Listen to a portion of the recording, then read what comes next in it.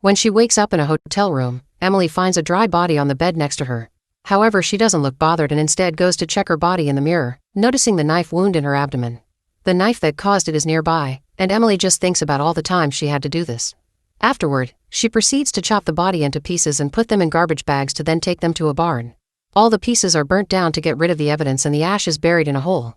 Then Emily goes back to town and spends a few hours at a cafe learning more about herself, almost as if she didn't know what life she is in. Later at her home, Emily tries to keep her mind calm by smoking.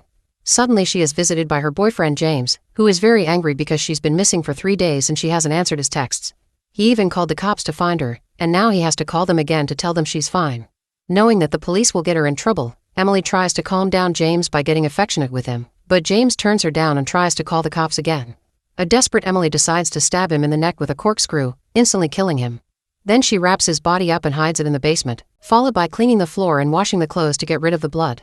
She also takes a lot of medicine. The next morning, Emily is shocked to see that her body is rotting, which she didn't expect to happen this soon. Moments later, Detective Freddy shows up at her house and gets suspicious when he sees she came back without James telling him. He begins asking lots of questions, so Emily invites him to have some coffee. When he's distracted, she grabs Freddy's hand and starts absorbing his life. It turns out this isn't actually Emily, it's a shapeshifting being that kills other people to get their bodies. The creepy body from the hotel had been the real Emily, and now the shapeshifter has become Freddy, leaving the real cop's body dead and dry. He practices saying his name and checks out the gun, happy to be in a position of power this time. Afterward, Freddy uses a hammer to remove the teeth from the body so it can't be recognized, then he pours gasoline all over the house. On his way out, he bumps into a delivery man, so he takes the food without paying and leaves in the detective's car. The delivery man wants to stop him, but at that moment the house catches on fire. Next, Freddy goes to see the local dealers, who recognize him as the corrupt cop who always helps them out. He steals some happy powder and consumes it all in the car while it's revealed the creature needs medicine to stop the rotting and the happy powder helps delay it. Sometime later, Freddy goes to a bar and pats the dog at the entrance, who always recognizes him no matter what body he's wearing. He sits at the bar and asks for a drink for Julia, a lonely woman who is surprised that Freddy guessed her favorite drink. Freddy makes a joke about being a psychic, but in fact he comes to this bar all the time in different bodies and watches her come every night to drink alone. They start chatting and quickly hit it off, so they move to the alley behind the bar to kiss passionately. Suddenly Freddy feels pain in his abdomen and he panics, yelling at Julia to make her leave. Then he realizes this is the wound from Emily's body, which makes him worry because wounds have never body jumped along with him. While holding onto his wound, he walks down the street and uses his police badge to harass a couple in a car. Rachel is immediately kicked out, but Freddy makes Sam stay to steal his body.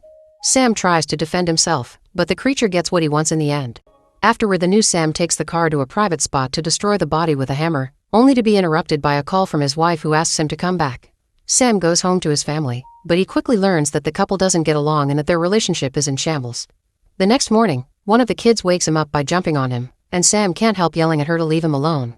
He's still feeling the pain of the wound, so he ignores his family and rushes to his office, where he discovers that Rachel is the receptionist. A memory from Sam reveals he had been harassing her and Rachel turned him down, so Freddy saved her just in time. Sam is a dentist, and since the creature has been in a dentist's body before, he goes ahead and continues to treat Sam's patients. During lunch break, Sam goes to a restaurant and is shocked to see Julia on the street. He runs out and tries to get a taxi to follow her, but the driver points out that it's stalking and refuses. Then he decides to distract himself by going to the movies alone. In the evening he has dinner with his family, but this only depresses him more because he can't remember his own family or anything from before he started jumping from body to body. He also keeps staring at the knives, feeling the urge to kill.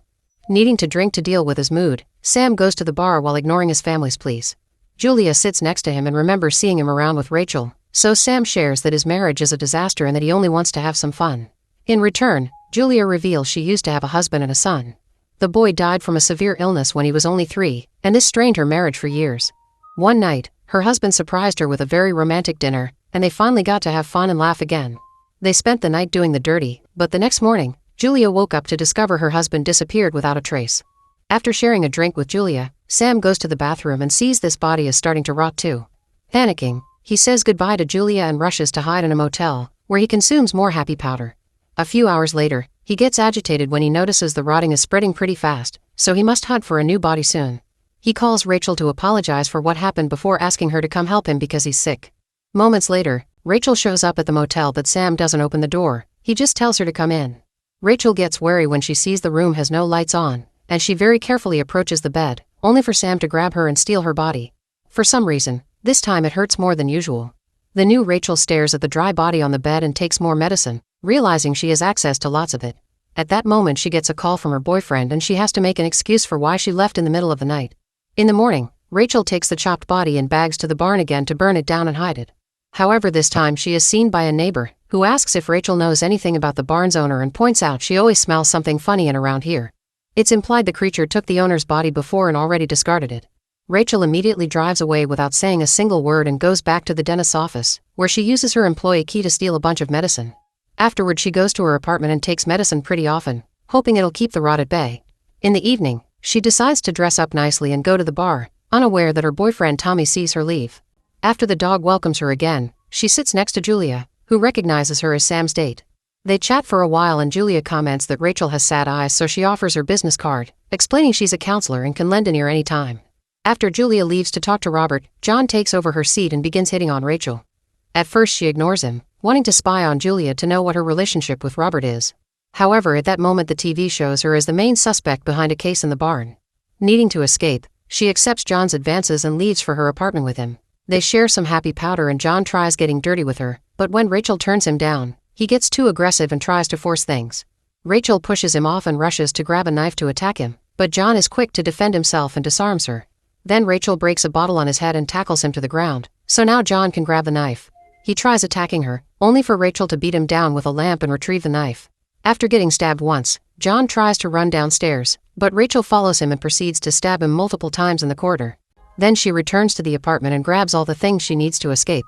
On her way out, she discovers a neighbor is calling the police, so she hurries to run away only to be seen by the cops outside. Luckily she runs faster and takes a hidden alley to find an old garage where she spends the night hidden. The next morning, she wakes up to find the dog sleeping next to her and her skin already rotting. There are also multiple lost calls from her boyfriend Tommy, who suddenly shows up at the garage because he tracked her phone. He wants to know the meaning behind her portrait on the news, so Rachel hits him with a bat and runs away.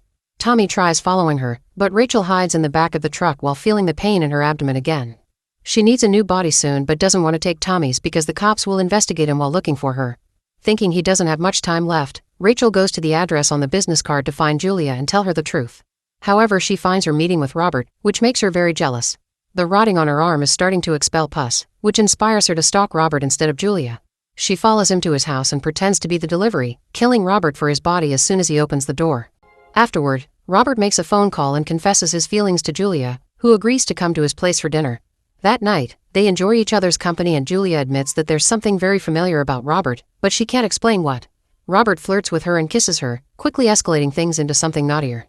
Their touching causes Julia to discover the wound on Robert's abdomen, but he asks her to ignore it and they spend a night full of passion.